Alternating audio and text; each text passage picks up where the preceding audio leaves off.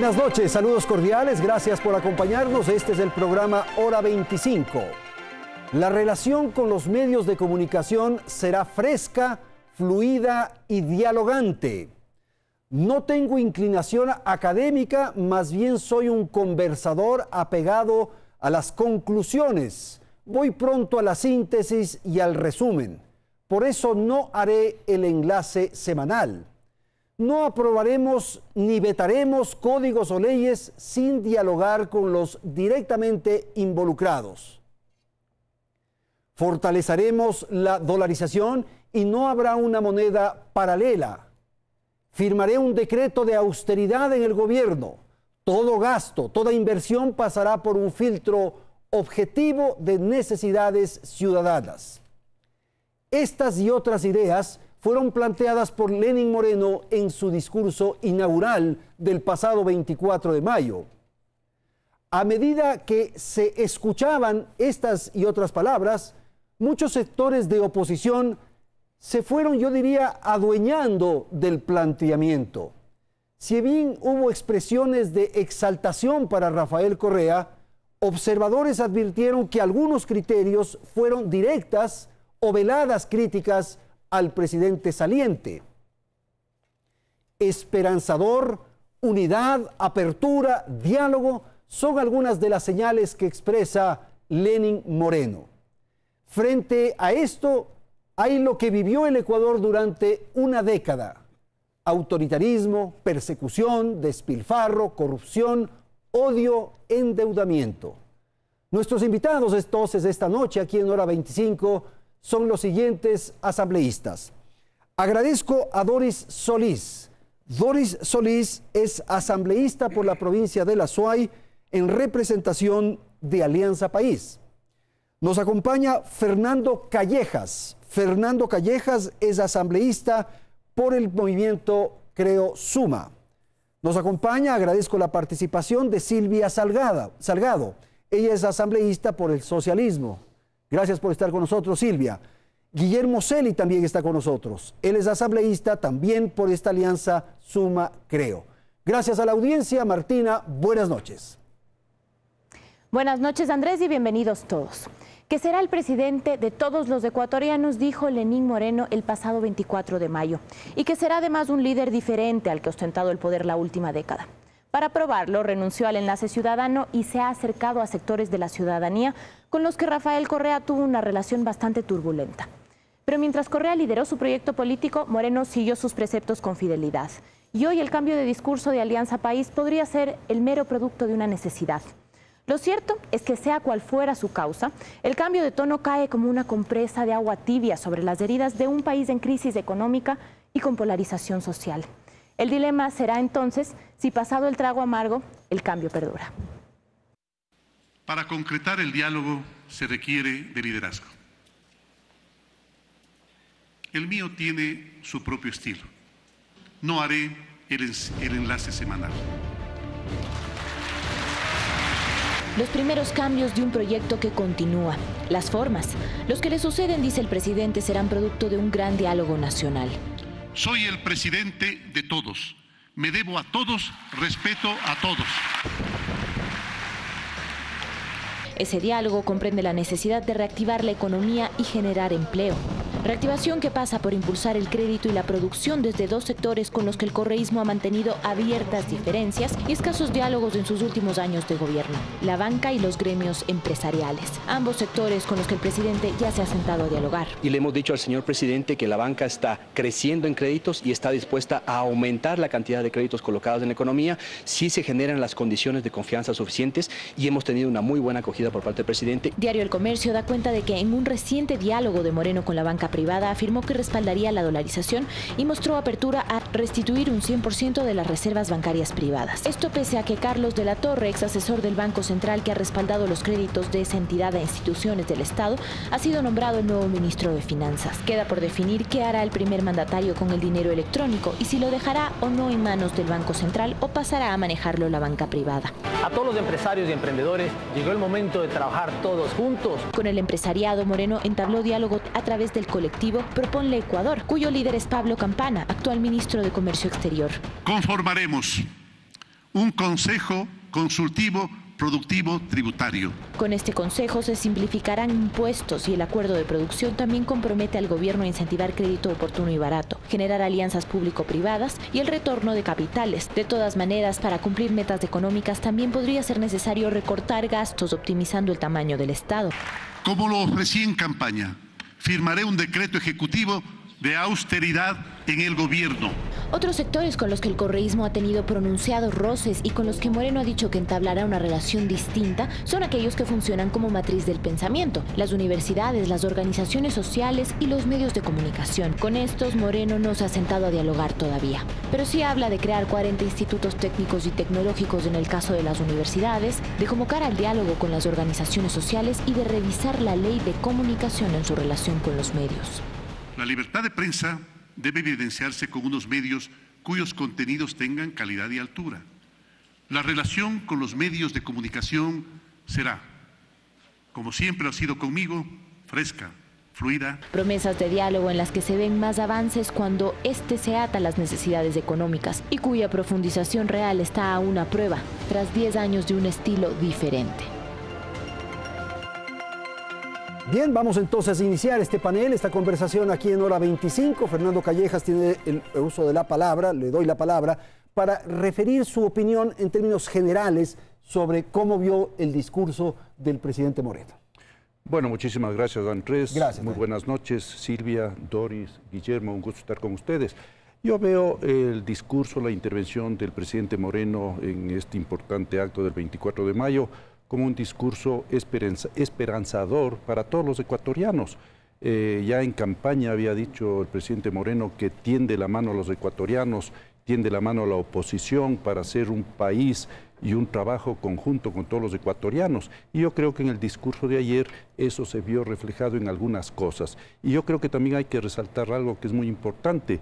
Creo que el presidente Moreno marca una distancia, si se quiere, con su antecesor, el presidente Correa.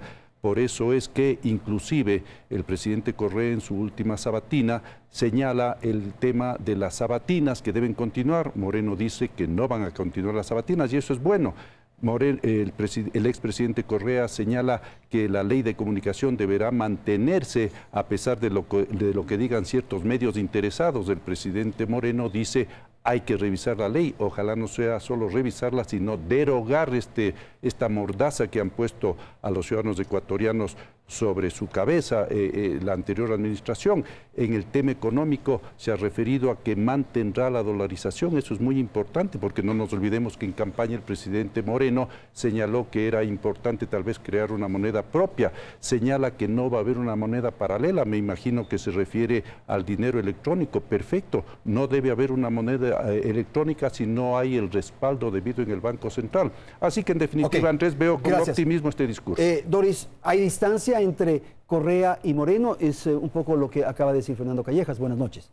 De ninguna manera. Yo creo que el presidente Moreno empezó por un concepto muy claro: lealtad, reconocimiento explícito a los logros de la década ganada liderada por Rafael Correa Delgado y por supuesto su propio programa de gobierno. Hizo una convocatoria al diálogo, lo cual veo que es saludado por todos los sectores y enhorabuena. Una nueva etapa siempre es una oportunidad de refrescamiento, de remozamiento, de innovación, pero también Lenín Moreno tuvo el cuidado de marcar claramente los contenidos del diálogo. No ha hecho un llamado al diálogo como algo vacío, marcó en todo su discurso una agenda social clarísima, sí, el plan Toda una Vida, la continuidad de los derechos sociales, combate a la droga, Misión Manuel Espejo, el plan de vivienda, 325.000 viviendas, una meta altísima, muy importante, la minga rural, la dinamización de la economía, pero no a cualquier precio, porque habló también de dos conceptos muy importantes que, sin embargo, veo que algunos sectores no quieren hacerse eco, que es la corresponsabilidad y dejar de victimizarse. La corresponsabilidad implica, y puso ejemplos muy claros, que no se puede pensar en mis derechos afectando los derechos de los otros. El llamado a los empresarios, construir el desarrollo económico. Qué bueno escuchar en su introducción que la banca reconoce, por ejemplo, que tiene dinero para más créditos. Es decir, es un mentiz de lo que se afirmaba de que estamos en crisis económica. Pero bueno, aparte de ese paréntesis, yo creo que no podemos hablar de crecimiento económico sin corresponsabilidad, pago de impuestos puntual, retorno del dinero de los paraísos fiscales, salarios dignos y con todos los derechos de ley para los trabajadores. Entonces, un diálogo con contenido, un diálogo con corresponsabilidad y un diálogo enmarcado en lo que fue el programa de gobierno de Lenín Moreno, el programa que ha ganado, que es un programa al servicio de la gente. Ok, Silvia, por favor, su opinión en esta primera ronda de apreciación general. Sí, gracias Andrés, y un saludo a la compañera Doris y a los colegas. De hecho, yo creo que es urgente tener o precisar una lectura correcta del mensaje del presidente Lenín Moreno. Hay diversas interpretaciones dependiendo de los actores políticos y de algunos sectores también. Yo creo fundamental que cuando apunté las palabras, pretendo ser el presidente de todos, me debo a todos, respeto a todos, implica posicionarse como el presidente de un país que ya pasó la campaña electoral, que era su primer día de mandato y que efectivamente tiene que enfrentar aquella intención de mantener en el imaginario o de ganar el espacio para decir es el presidente de los que votaron. Y yo de pronto puedo inclusive seguir siendo, extender mi candidatura y ser el presidente, entre comillas, de los otros. Yo creo que eso es fundamental decirlo. O sea, tras el mensaje de Lenín Moreno está precisamente el dejar atrás la campaña política y extender su mano, abrir sus brazos, como había indicado, para gobernar en función de todos los intereses, de todos los ecuatorianos. Me parece fundamental superar esa división que se ha pretendido a partir de la campaña y además el menoscabar la legitimidad. Yo creo que con eso Lenín Moreno está precisando la legitimidad que tiene de ser presidente de todos los ecuatorianos.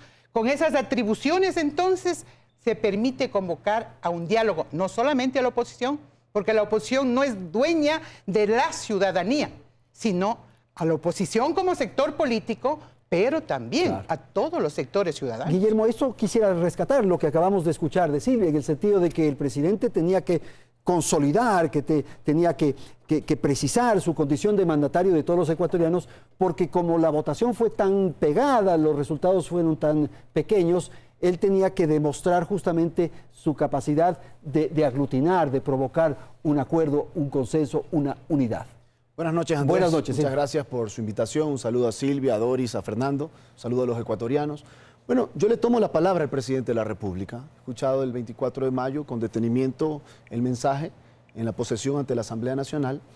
Y yo quiero dividirlo en 4 temas fundamentales. El primer tema es ese llamado a un diálogo de doble vía, porque eso es lo que tiene que darse, sobre todo con la ciudadanía y obviamente con los sectores políticos, que son fundamentales para construir un Ecuador de futuro. Yo quiero señalar como primer tema el tema económico. En el tema económico nosotros tenemos como fundamental meta el tema de la generación de empleo y de apoyo al emprendimiento. Lo ha tocado el presidente Moreno. Él ha hablado al respecto del tema económico también de mantener y fortalecer la dolarización, no a ninguna moneda paralela, eso está correcto y consideramos que es lo adecuado, pero yo incluyo un tema que es fundamental y esa es parte de la construcción de este diálogo. ¿Por qué no eliminar de inmediato la figura del anticipo del impuesto a la renta, que es una figura que impide que el sector comercial, el sector industrial pueda tener más recursos para generar más empleo y reinvertir en su propio negocio? ¿Por qué no eliminar y mandar rápido a la Asamblea Nacional una derogatoria al impuesto del 5% a la salida de capitales, que se convierte en un impuesto restrictivo a la entrada de capitales? Supongo que cuando esto, que es una proclama general, comience a aterrizar, habrá que debatir estos aspectos. Claro, y precisamente él ha señalado que hay que fortalecer la dolarización trayendo dólares frescos en buenas inversiones para generar empleo y emprendimiento, que es lo que requiere el Ecuador. El otro tema que es fundamental que habló el presidente Moreno es el combate y lucha férrea contra la corrupción y la impunidad. Y le tomamos la palabra al presidente en el sentido que él decía que hay que hacer una cirugía mayor. Pues bueno, el mejor quirófano para hacer esa cirugía mayor tiene que ser la Asamblea Nacional, donde debe generarse todo ese espacio de una fiscalización seria, objetiva, pero realizársela. Ese es un tema fundamental que yo acoto dentro del mensaje del presidente en un tercer elemento, y luego ya podemos... Sí, vamos a desarrollarlo. Pero un tercer elemento fundamental, que que es parte de este discurso del presidente es el tema social y sobre todo el tema de los jóvenes. Él decía algo que nosotros lo venimos señalando en la campaña. Ya sabemos, se acabó la campaña, estamos en ejercicio de nuestras funciones y él se refería a los jóvenes, que puedan estudiar la carrera que quieran. Y para eso él iba a generar un número que no determinó de universidades regionales que permitan que los jóvenes, a través de un curso propedéutico, que estamos nosotros de acuerdo y que lo hemos planteado, se permita que obtengan un curso, un cupo y puedan estudiar la carrera que quieran en la universidad que quieran. Gracias, Guillermo. Quisiera volver un poco a la tesis de Silvia, en la necesidad de provocar acuerdos, de provocar consensos, justamente en miras o en atención al resultado de las elecciones, Doris. O sea, como que no le quedaba otro remedio a Lenin que provocar aquello. Bueno, Lenin ganó la primera vuelta con más de 1 millón de votos y por supuesto en el balotaje en la segunda vuelta ganó con un resultado muy importante. Yo creo que no es que no le quedaba, Lenin es un verdadero demócrata que está planteando... dividido, Doris, tenía que provocar el presidente la posibilidad de algún acercamiento, sin duda. Yo no creo que sea un país dividido. Usted tendría que decir lo mismo de Francia, lo mismo del Perú, que ganó el presidente con muy poco. Las elecciones, por supuesto, que polarizan visiones, posturas, pero el planteamiento tiene que ser en función del bien común. Y yo creo que el programa de gobierno que Lenin ha planteado es un programa en función del bien común, con una serie de mecanismos importantes para fortalecer ese diálogo. Diálogo que ha existido en el periodo pasado. Yo misma fui promotora, por ejemplo, no en el ámbito empresarial porque no estuve a cargo de ninguna de esas áreas, pero sí en el ámbito social, con el movimiento indígena, y recuerdo que esas mesas de diálogo lamentablemente fracasaron. Vuelvo al concepto de la corresponsabilidad. Para el diálogo, se ha dicho ya en este panel, se requieren las dos partes. Y yo creo que hay que convocar a ese diálogo con un espíritu de corresponsabilidad, no solo de demandar al Estado que se desregule, que no controle los sectores, que baje los impuestos, que haga lo que a mi grupo me va a fortalecer, sino que pensemos en una agenda de grandes objetivos nacionales. Ese va a ser el diálogo fructífero. He escuchado, y cierro con esto, al representante de Suma, al colega de panel, a Guillermo Celi. Por ejemplo, creo que el Consejo Consultivo que Lenin ha planteado para debatir seriamente el tema de los impuestos, es fundamental que precisamente se conozcan las posiciones. Ahí es el espacio para analizar esto. Es importante ver cómo el país ha avanzado en cultura tributaria. No es un país dentro de la región y comparativamente con altos impuestos como se ha querido posicionar. Y usted ha dicho algo muy importante, hay que fortalecer el retorno de capitales. Para eso el pueblo ecuatoriano votó, sobre todo para el retorno de los recursos en los paraísos fiscales. Corresponsabilidad. Mira, Andrés, con el elemento adicional que es la de no victimizarse de alguna manera. A ver, yo quiero resaltar el hecho de que siempre ha existido esta corresponsabilidad. No se puede decir acá que simplemente se ha solicitado el diálogo por intereses de algún sector político o del sector empresarial. La corresponsabilidad ha existido siempre y por eso se señala acá, y efectivamente así sucede, en el Ecuador se ha multiplicado el pago de impuestos porque ha habido esa corresponsabilidad, pero obviamente se tiene que señalar pues que, por ejemplo, el impuesto del anticipo al impuesto a la renta es un impuesto que está perjudicando al sector empresarial. Hay que decirlo, que el impuesto a la salida de divisas es un impuesto que, si bien eventualmente pudo frenar la salida de capitales, también ha impedido que lleguen capitales frescos a la economía del Ecuador, que tanto los necesita. La corresponsabilidad ha existido. También tenemos que decir cómo se pudo haber puesto este famoso, tristemente célebre impuesto a la plusvalía, que pretendía supuestamente frenar la especulación y lo único que ha frenado es la inversión en el sector inmobiliario. Así que existe la corresponsabilidad y en este momento hay que entrar a un diálogo franco y sincero, buscando el beneficio de todos los ecuatorianos y buscando que este gobierno, el de Lenín Moreno, pueda superar la grave crisis económica que vive el Ecuador. Silvia, con usted una intervención cortita, vamos al corte después de Silvia. Bueno, yo lo que quería es añadir a lo de la corresponsabilidad el reconocimiento también que hizo Lenín Moreno en su mensaje a la continuidad de los logros alcanzados en un proceso de 10 años.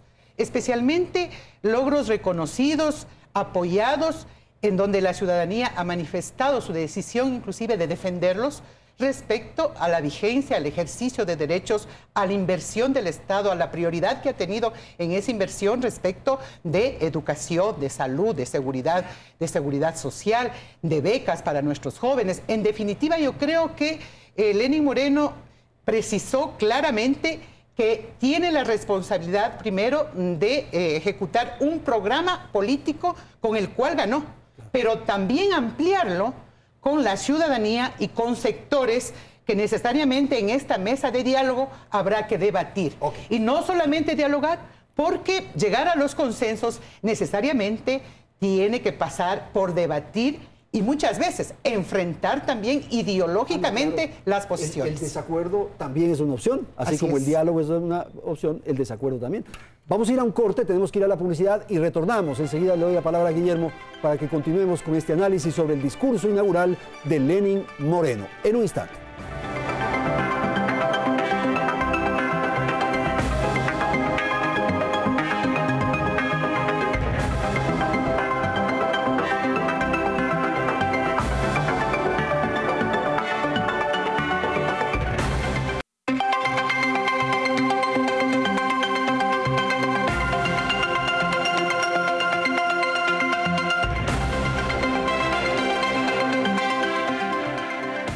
Hora 25. Lenín Moreno definió su paso por la vicepresidencia en el gobierno de Rafael Correa a través de las políticas sociales que ejecutó. Se entiende entonces que su campaña presidencial y su discurso de posesión se centraran en ese eje, que recoge el plan Toda una Vida. Ese plan promete cuidar de los ecuatorianos desde la concepción hasta la vejez, y para ello despliega 5 aristas: la misión Casa para Todos, la misión Ternura, el programa Menos Pobreza, Más Desarrollo, el programa Empleo Juvenil y Emprendimiento y el programa Mis Mejores Años. A continuación analizamos cada una de estas iniciativas para conocer si además de ser deseables, son realizables. Trabajaré para que nadie, absolutamente nadie, se quede atrás. Sí, toda una vida. Para financiar el plan Toda una Vida, que tendrá un costo de $2.000 millones para el Estado y otros 6.000 millones adicionales según Lenín Moreno, aportarán recursos tanto el gobierno como agentes privados. Pero expertos en materia económica señalan que aunque se recaudara más por impuestos y ayudaran los privados, no habrían fondos suficientes para pagar un plan de buen sustento técnico en un mal momento económico. Si el Estado tiene $2.000 millones de excedente, la respuesta es no, no lo tiene. Pero si tiene posibilidades de reestructurar el presupuesto para poder alcanzar esos 2.000 millones a costa de disminuir las asignaciones en otra partida, sí es posible, como por ejemplo salud, educación. El financiamiento es el que no existe. Todos conocemos de que hay un déficit, para unos estructural, que fluctúa entre 8 a 12.000 millones. Según Diario El Universo, 1.443.500 personas ya se han inscrito al plan Toda una Vida. Entre los proyectos más populares está el plan Casa para Todos, al que se suscribieron 540.147 personas. ¡Ah, qué reto duro! 325.000 viviendas, de las cuales 191.000 serán entregadas sin costo. Otras 134.000 viviendas podrían financiarse en cuotas de $20, $40 y $60 a 20 años plazos sin intereses. Así el beneficiario de la vivienda pague una cuota de $60 mensuales, no va a alcanzar a pagar el total de la vivienda. Por lo tanto, el Estado va a tener que subsidiar. El Estado aportaría 900 millones para el programa y otros 1.113 provendrían de la inversión privada. Dinero que se cuestiona pueda fluir en esa cuantía y desde esa fuente. ¿Los privados no tienen los recursos? No. Y no van a hacerlo. En las condiciones que se propone para la parte social no lo van a hacer. ¿Por qué? Porque cualquier inversionista privado lo que requiere es rentabilidad. Al programa Menos Pobreza, Más Desarrollo, en cambio, se han inscrito 414.166 personas y este ofrece subir el bono hasta, por favor, hasta $150 mensuales. Y esto según el número de integrantes de la familia o de las personas con discapacidad. Un bono cuyos beneficiarios se redujeron de 1.335.000 personas en el 2000 a 1.108.000 en el 2015. Esa cifra de beneficiarios podría trabajarse nuevamente para este cambio. Sí, van a rebajar la cifra, porque de lo que descubrimos nosotros es que hay familias en las que reciben de 4-4. Al programa de emprendimiento juvenil se han inscrito 276.201 personas, a las que se les promete destinar hasta $15.000 a beneficiarios que emprendan. Nada nuevo.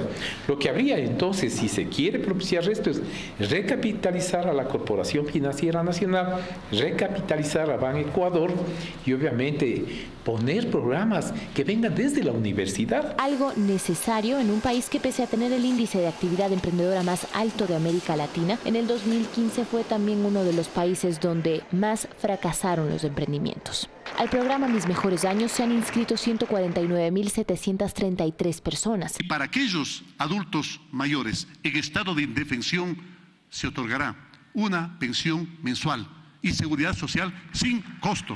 Le hace falta para poder pagar las pensiones ya en este año $1.752 millones, y ya ocurrió esto en los años pasados. Una cosa es el Sistema Nacional de Seguridad Social, en donde hay los afiliados y los empleadores que aportan, y otro es un sistema no contributivo, en donde se está ofreciendo en este plan subir la pensión de los adultos mayores, pero eso tendría que ser con cargo al presupuesto general del Estado. Finalmente, 53.253 personas se han inscrito a la misión Ternura. Todos estos proyectos que, pese a que aún deben explicarse en mayor detalle, tienen una alta demanda nacional y limitaciones de financiamiento sobre las que solo podrá pronunciarse el equipo económico de Lenín Moreno.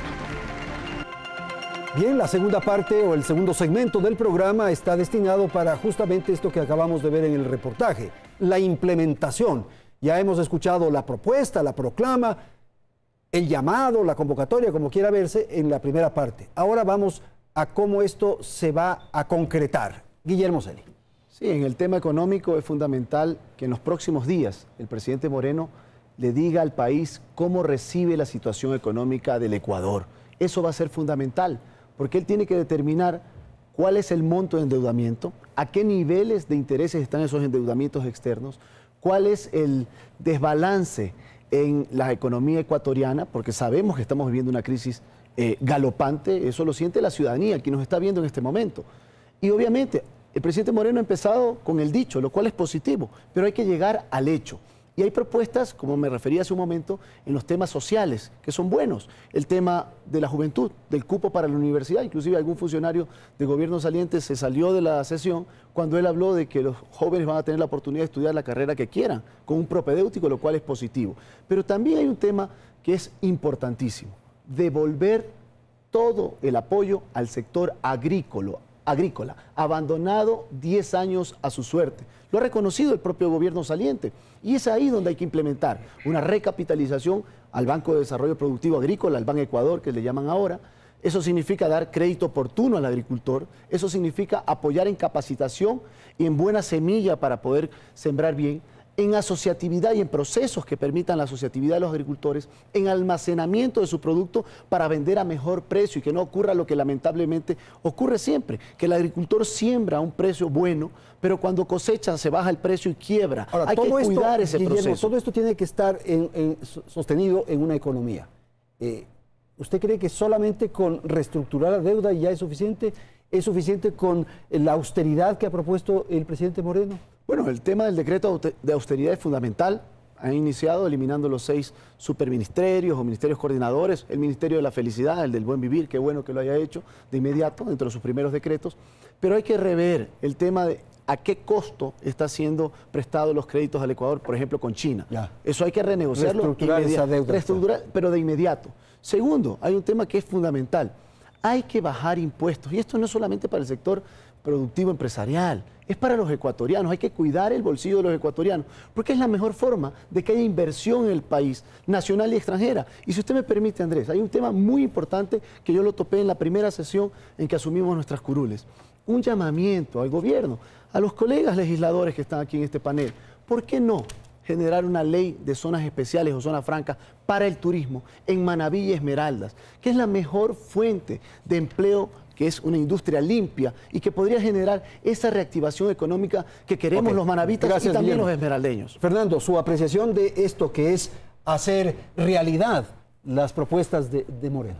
Sí, mire, ¿quién no puede estar de acuerdo con estas propuestas de carácter social, de beneficio social para las personas más desposeídas del Ecuador? Todos estamos de acuerdo, pero la realidad económica del Ecuador va a limitar grandemente la posibilidad de que esas propuestas se cumplan.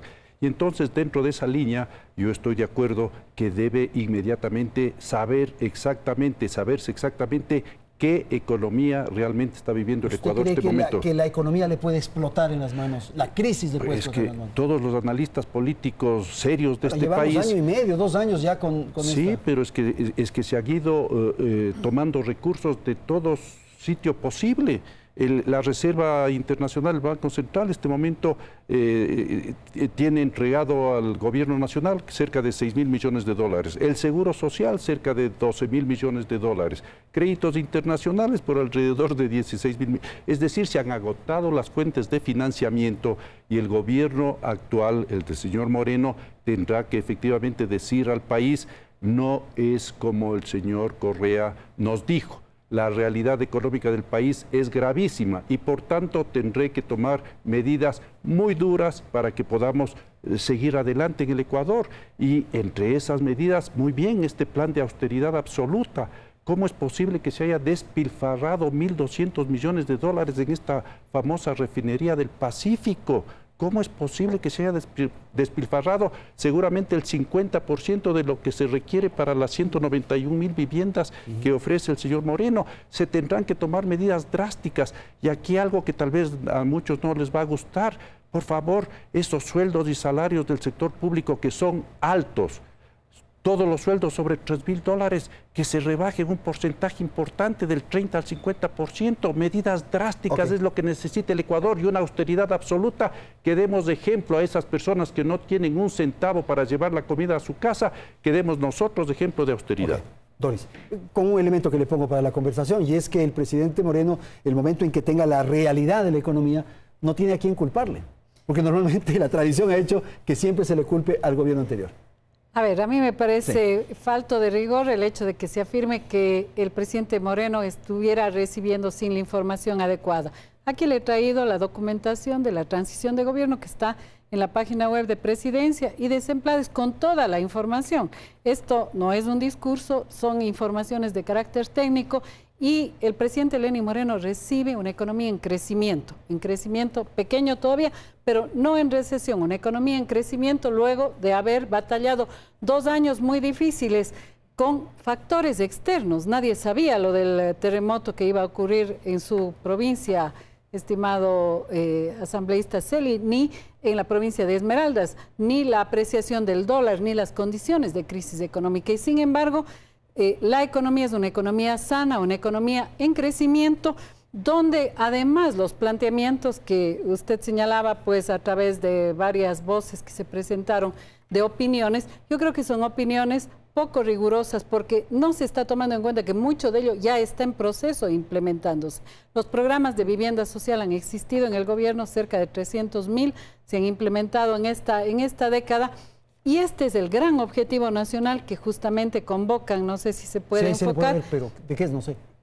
Es la reducción de la pobreza. Todavía tenemos un 22% de ecuatorianos en condición de pobreza por ingresos, un 32% de ecuatorianos en pobreza por necesidades básicas insatisfechas, que es lo que debería convocarnos a todos a no ver las dificultades, sino a ver cómo generamos oportunidades. Por ejemplo, el programa de vivienda implica un compromiso de priorización de los gobiernos locales. Los gobiernos locales tienen el suelo, tienen, por supuesto, los servicios básicos y bien pueden cooperar con esta meta que beneficia a todos. Los empresarios privados de la construcción, las facultades de arquitectura de las universidades, desarrollando vivienda adaptada e innovadora. Y en lo que se refiere a los bonos para las personas en condición de pobreza, hoy 500.000 adultos mayores no se mueren en la indefensión porque reciben el bono de $50.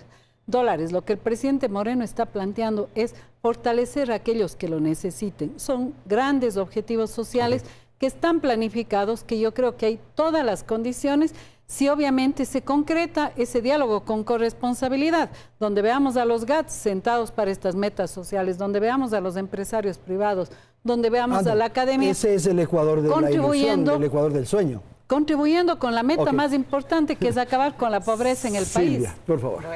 Bueno, se ha hecho público una vez más a través de este programa la propuesta política de Lenín Moreno en la campaña electoral. Ha sido ratificada el día de ayer y van apareciendo los temas del diálogo. Entonces habrá que priorizar precisamente en ese diálogo de actores políticos, sociales, ciudadanos, precisamente los retos para seguir avanzando en la construcción de esos derechos, porque lo que se habla ahí es de los derechos de los niños, de los jóvenes, el acceso a la educación, inclusive, ¿no es cierto?, el tema del tipo de sociedad que queremos respecto a una vida sin violencia de las mujeres, a los riesgos que tienen nuestros jóvenes frente al tema de adicciones, frente a las drogas, el tema del emprendimiento, por ejemplo, la construcción de la vivienda, el bono, la ampliación de derechos en seguridad social. Mire, esos son los temas que tienen que ser parte del debate. No, estoy totalmente de acuerdo. Y algunos en los que no se requiere incluso dinero, digamos así. Todo cuesta, sí, pero hay cosas frente, menos. por ejemplo, a propuestas como las que acabo de escuchar, ¿no? A que una posibilidad sea el bajar los impuestos, ¿no? Frente inclusive a un déficit fiscal que se puede determinar en dónde se priorizó la inversión y dónde está ese déficit fiscal, frente, por ejemplo, a temas como que están tapados ahí, pero que persisten, evasión de impuestos. Frente, por ejemplo, hay que ser riguroso, a temas, hay que ser exigente, claro, de revisar las tasas de interés, por ejemplo. Sí, pero son temas, que tienen que estar en el debate y que va a permitir justamente poner en el tapete de discusión la factibilidad de una propuesta en donde 10 años ha tenido esa tónica, prioridad en la inversión para garantizar derechos, desarrollo productivo del país, para redistribuir la riqueza y enfrentar la pobreza. Perfecto. Y en eso la corresponsabilidad ahora no debería estar centrada en el gobierno, en el Estado, sino precisamente a partir de transparentar para la situación, para eso yo propongo la corresponsabilidad que se ha hablado acá. Que la institucionalidad se fortalezca, porque eso se requiere. Me parece que no hemos logrado, por ejemplo, tener una justicia absolutamente independiente, Guillermo. Es otro tema. Entonces, es otro tema que yo lo planteo en el sentido de que hay que institucionalizar al país, ¿verdad? Y el tema de la justicia, por ejemplo, es un asunto que hay que resolverlo. Sí, es un tema muy importante, pero para terminar la idea de la pregunta anterior, yo no sé por qué hay asombros cuando se plantea que el presidente Moreno debe decirle al Ecuador en qué estado de salud se encuentra la economía. Bueno, pero es que eso está es en el documento. Bueno, pero tiene que mostrarle y decirle al Ecuador. Ayer no lo ha tocado, él tocó más el tema social, pero sí es muy importante porque usted decía algo, Andrés, y se decía en el análisis. Las ideas y las propuestas son muy buenas, pero hay que ver si tenemos la capacidad económica de lograrlas. 325.000 viviendas es positivo para el Ecuador, pero ¿cómo recibe el Ecuador? Cuidado, el no decir la realidad de la economía ecuatoriana, que ya estamos en un nivel de 40.000 millones de dólares en deuda, que creció en 10 años en 27.000 millones de dólares, y esas son realidades. Endeudado en 12.000 millones el Seguro Social. Cuidado el no decir y transparentar esas cifras, le puede explotar en la cara en los próximos meses, no por culpa de él, sino por una realidad que él está heredando. Por eso las cosas tienen que ser claras, y eso es parte de la corresponsabilidad y es positivo. Entrando al tema de la justicia, yo creo que es fundamental el fortalecimiento y el apoyo a todos los entes de justicia, tanto a fiscalía como a jueces. Ahí leía en los últimos días una preocupación de muchos fiscales porque están inmersos en investigaciones, por ejemplo, de narcotráfico, que hay que darle un combate firme al narcotráfico, no solo al microtráfico, sino al narcotráfico organizado. Y ellos tenían temor de investigar estas causas porque no tienen ningún tipo de protección. Y ahí debe haber una protección real y apoyo contundente del Estado a través de la Policía Nacional, pero no a través de estos cuerpos civiles armados o no armados. Por eso hay que generar una derogatoria de esta creación que es inconstitucional de estos cuerpos civiles armados o no armados, eso no se sabe todavía, pero que le va a costar 16 millones de dólares a los ecuatorianos que se necesita para salud, para educación, para vivienda y adicionalmente porque atenta y viola al marco constitucional, seguridad interna y externa, es exclusiva responsabilidad de Fuerzas Armadas y Policía, todo nuestro respaldo a los policías y a los militares. Justicia independiente propuse, a ver. el tema del diálogo, del debate, y tienen que incluir aspectos en el campo económico, en el campo social, pero también en este campo que para nosotros no es nuevo ni se pretende proponer como nuevo la institucionalización del Estado o del país. Vivimos desde el año 2007 un proceso constituyente que planteó claramente una reforma del Estado y que de alguna manera se ha avanzado, diría, y que en este momento precisa necesariamente evaluar hasta dónde esa reforma del Estado hay que profundizarle o complementarle, no como el Estado el fin último, sino como la garantía de un Estado garantista de derechos, pero con un Estado que esté propicio o que genere las condiciones para que la sociedad sea protagonista. Participación ciudadana. Me parece, ¿no es cierto?, que cualquier tema, inclusive de confrontación, de polarización, tiene que entrar esa sociedad movilizada bajo estas agendas de ellos, porque el interés debería ser esa sociedad movilizada, proponiendo, discutiendo, debatiendo, la que garantice precisamente el superar esas polarizaciones o esos intereses encontrados, porque esto va más allá de la buena intención, o de que le parezca bien o mal un discurso, o de que esta es mi agenda, sino en qué medida esa disputa inclusive de esos intereses priorizan el interés nacional y de interés de mayorías. Entonces son los temas, o sea, que la institucionalidad no lo resuelve de por sí o ante sí, sino esta propuesta que inició en el 2007 y que a lo mejor podamos inclusive decir que está inacabada y que hay que profundizar. Mayor participación de la ciudadanía como actores en las decisiones del Estado, incidencia en las políticas de gobierno, pero también, ¿no es cierto?, con capacidad decisoria entre esos actores portadores de intereses diferentes. Tengo que ir a un corte comercial y les debo la palabra a Doris y a Fernando. En un instante retornamos.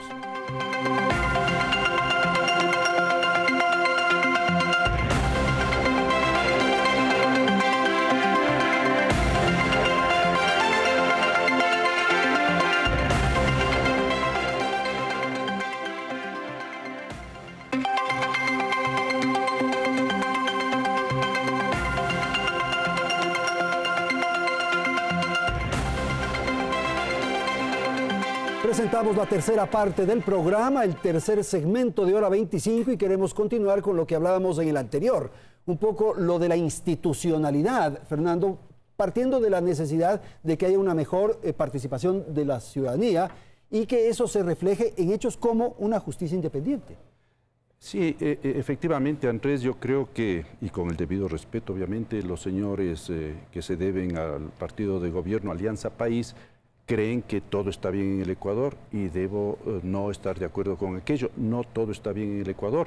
Esto mismo de que desde que se promulgó la nueva Constitución de Montecristi en el 2008 ha logrado institucionalizar el país, no es del todo cierto. Yo creo que, como tú decías fuera de cámaras, lo que se ha logrado es un hiperpresidencialismo que ha destruido la institucionalidad en el Ecuador. ¿Quién puede creer que en el Ecuador hay una justicia totalmente independiente? ¿Quién puede creer que el Consejo Nacional Electoral, esa importante función del Estado, es independiente del Ejecutivo? ¿Quién puede pensar que el Consejo Nacional de Participación Ciudadana y Control Social, ese supuesto quinto poder del Estado que iba a lograr una gran participación de la ciudadanía, ha funcionado? Lo único que ha logrado es poner en puestos claves a personas allegadas al partido de gobierno, y eso obviamente no es que ha institucionalizado el Ecuador, sino que ha desinstitucionalizado el Ecuador. Y por lo tanto tenemos que trabajar en esa línea para dar nuevamente confianza a la sociedad ecuatoriana, para que vuelva a creer en una justicia independiente, en una asamblea que legisle y fiscalice en coordinación con el Ejecutivo, pero independiente del Ejecutivo. Y me parece que este es un tema que no se lo trató en el discurso de Moreno. Yo no recuerdo que hizo una referencia a la institucionalidad y a esto que estamos diciendo. Yo tampoco recuerdo, pero es un tema que yo estoy de acuerdo y que yo estoy seguro todos los señores asambleístas de cualquier bancada política están de acuerdo que tiene que trabajarse y toparse. Doris, por favor. A ver, lo primero que quiero señalar es que los de Alianza País, como dice Fernando, no es que decimos que todo está bien. Yo creo que defendemos conceptos que pueden aplicarse y perfeccionarse en la práctica, pero creo que es sobre lo que debemos conversar, dialogar y debatir. Sí. Y la reforma institucional en el país, la de justicia, la de las diferentes funciones, ha obedecido a un marco constitucional que puso al centro, ¿qué conceptos? El concepto de la meritocracia, que creo que es fundamental y que se está aplicando en justicia. Si es que hay que mejorarlo, fortalecerlo, por supuesto que hay que hacerlo. Pero hoy los jueces no son designados a dedo ni por los partidos políticos, son producto de un proceso de meritocracia, al igual que la descorporativización del Estado. El Estado no puede estar secuestrado en sus instituciones por ningún grupo de la sociedad, debe estar al servicio del bien común. Esos son los conceptos que nosotros defendemos. Por otro lado, el control ciudadano, el ordenamiento institucional y la coordinación entre funciones, que no significa sometimiento de las funciones, porque cuando le escucho, Fernando, parecería que lo que queremos es la vieja pugna de poderes, y creo que no queremos volver a lo que fue el viejo Estado. Queremos funciones que coordinen, pero que coordinen sobre los intereses del país. Por supuesto que la Asamblea tiene que coordinar con el Ejecutivo como colegislador. No sé por qué satanizamos eso, que ha sido fundamental para emitir leyes que sirvan al bien común. Ambas funciones tienen amplios debates internos y lo vamos a vivir en este nuevo periodo de la Asamblea, pero tenemos que llegar a grandes acuerdos nacionales. Entonces, creo que la institucionalización del país ha seguido la ruta constitucional. Hay cosas absolutamente perfectibles, pero los conceptos son correctos. Meritocracia, descorporativización, un Estado al servicio del bien común, que además debe implicar a los gobiernos locales. Y ha habido un fortalecimiento de la institucionalidad de los gobiernos locales, que son el Estado en el territorio. Y creo que sobre ello se puede abrir un amplio debate, pero situando qué conceptos queremos que estén al centro. No sé si quiere agregar algo, Fernando, y luego... No, muy brevemente, soy respetuoso de los tiempos. De ninguna manera yo he señalado que no debe haber esta coordinación necesaria, válida, que se justifica, pero no puede haberse convertido la Asamblea en casi una oficina del Ejecutivo. Y luego la meritocracia, claro que debemos respetar la meritocracia, pero qué raro que los únicos que tienen meritocracia son personas o personajes que de alguna manera están vinculados al partido de gobierno, y eso deja dudas a los ecuatorianos. Guillermo, gracias. Sí, hay que hacer un cambio radical y hay que entrar en un análisis de fondo de la estructura del Consejo de Participación Ciudadana y Control Social. Y eso sería bueno, un debate entre todos. Sería bueno llegar a acuerdos en torno a ello, porque ustedes también reconocen que que es perfectible y que no todo está perfecto en torno a este quinto poder que se le ha llamado.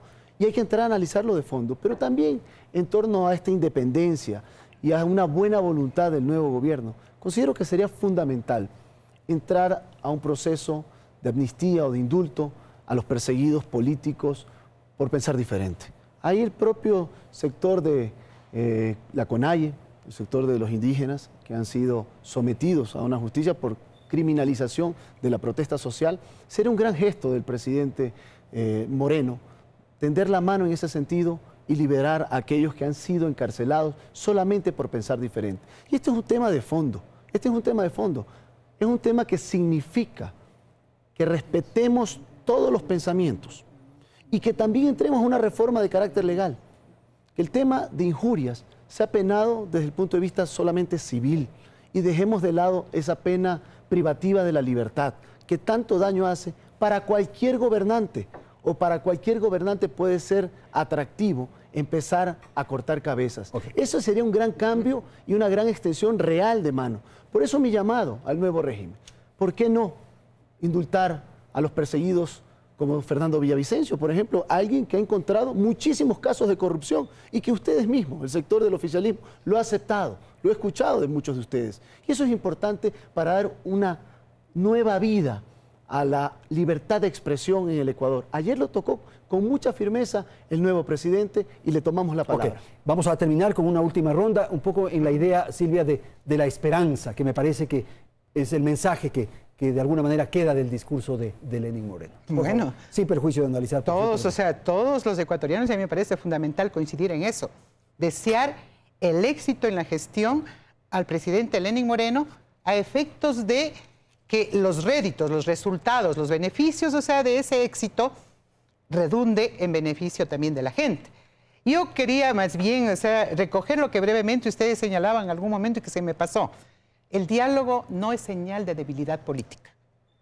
No es conveniencia. Pero nadie lo está o no señalando. debe ser conveniencia. Así se planteó. Me acordé porque lo regresé a ver el apunte. Yo creo que es cuestión de convicción. Y personalmente, como organización que hemos venido apoyando este proceso de transformación, creemos que es nuestra obligación moral defender esos logros, pero también implementar los cambios que sean necesarios. Y en esos cambios necesarios vivimos una campaña reciente en la que pudimos escuchar de la gente, de los jóvenes, por ejemplo, el discutir los cambios que tiene que darse en el sistema de admisión a las universidades. Es un tema que tenemos que discutir con los actores. Hay temas muy sensibles que están ahí, ¿no? El tema de las drogas. Pero por ejemplo, mire, ligado, ¿no es cierto?, el tema repetitivo. de la autonomía de las universidades, del libre ingreso, a la calidad, pues, de la educación, ¿no? Ligado a la responsabilidad que debería tener, por ejemplo, la universidad respecto a la inserción laboral de los resultados, en este caso, de los graduados, de la responsabilidad que debería tener y el rol que debería cumplir el sector privado en la incorporación de esos jóvenes. Es decir, o sea, aquí, ¿no es cierto?, pasa por reconocer que hay cambios que se tienen que impulsar y que son precisamente los resultados de haber institucionalizado un Estado garante de derechos. Porque ahora sí, la ciudadanía ya sabe que el Estado al Estado tiene que reclamarle, demandarle derechos. Entonces, ahí está la corresponsabilidad de esos cambios necesarios. Okay. Y por eso, ¿no es cierto?, esto pasa no solamente por un diálogo, sino también por un debate y por una disputa política de visiones, de enfoques, porque no es lo mismo el proyecto político de la Revolución Ciudadana, ¿no es cierto?, que otro proyecto político, o sea, en donde al parecer, ¿no es cierto?, inclusive tienen sus fundamentos y la sustancia mismo en las diferencias del libre mercado, de un Estado débil, de priorizar un poco la cuestión mercantil frente a la cuestión, por lo mismo. Es contraponer los puntos, los intereses, los afanes. Y eso es debate. Exacto. No solamente es diálogo. Y eso es discusión ideológica. Fernando, su apreciación, estamos ya por concluir, sobre el mensaje en el sentido de que si esto provoca, genera oxígeno, genera esperanzas y estamos asistiendo a un nuevo periodo.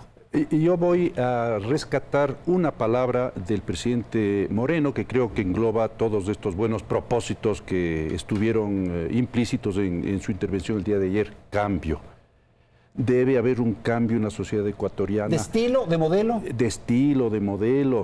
De no pensar que porque queremos dialogar estamos pensando que los señores que tienen la mayoría este momento en la Asamblea Nacional y que son gobierno son débiles. No, de ninguna manera. El diálogo que proponemos es un diálogo franco, honesto, serio, buscando exclusivamente lo que nos mueve a todos los ecuatorianos, el bienestar de los ciudadanos ecuatorianos. Así que dentro de ese gran diálogo encontrarán, yo creo que de parte de todos quienes representamos a grupos políticos contrarios al pensamiento de Alianza País, este deseo de dialogar para encontrar las mejores soluciones para los intereses de los ecuatorianos, que es lo que a todos nos debe mover. Y en ese diálogo estaremos presentes, apoyando todo lo positivo y obviamente rechazando todo lo negativo. Si para eso no hay un contertulio, digamos, una otra parte del diálogo que le ofende, que le ataca, que lo maltrata, está fácil, es fácil conversar, pues. Así es, yo creo que... Sí, claro. Andrés está convocado el diálogo, usted también. Si es que no me tratan mal, yo voy al diálogo, claro, pero si me tratan... parece que algo de eso se ha superado. Sí, necesario.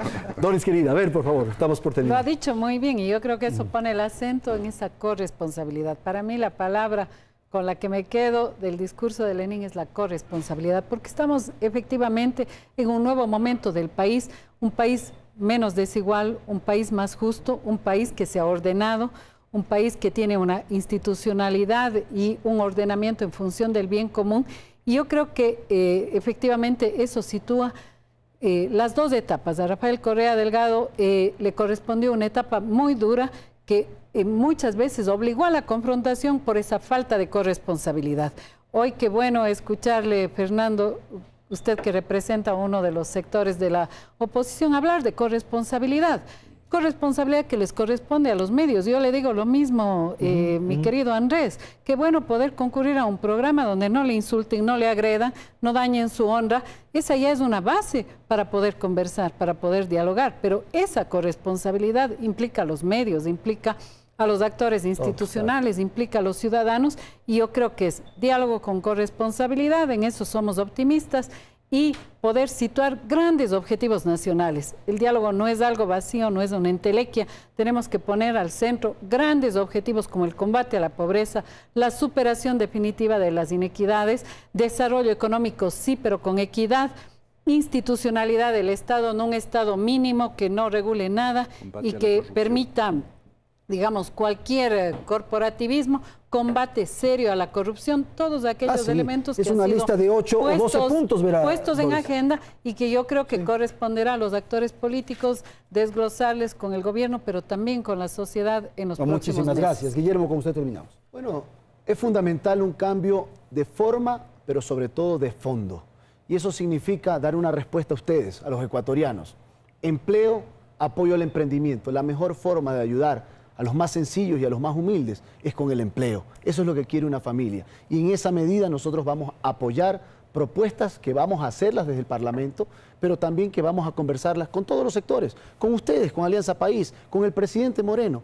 Ese es el Ecuador de proposición que nosotros estamos planteando, pero también un combate firme a la impunidad y a la corrupción. Leyes para la transparencia de la gestión pública, que es fundamental para evitar hacia el futuro más corrupción y devolver la plata de la corrupción al Estado ecuatoriano, que es entregarse la plata a ustedes, a los ecuatorianos. ¿En qué?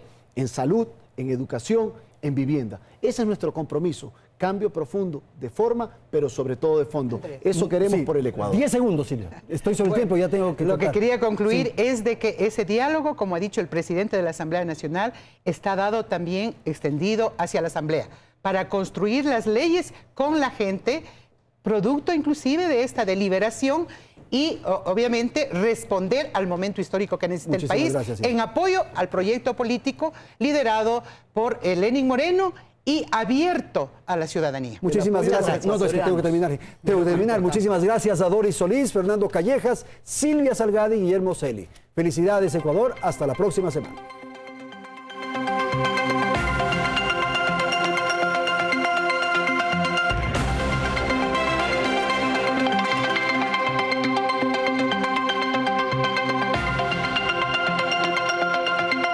Teleamazonas presentó Hora 25.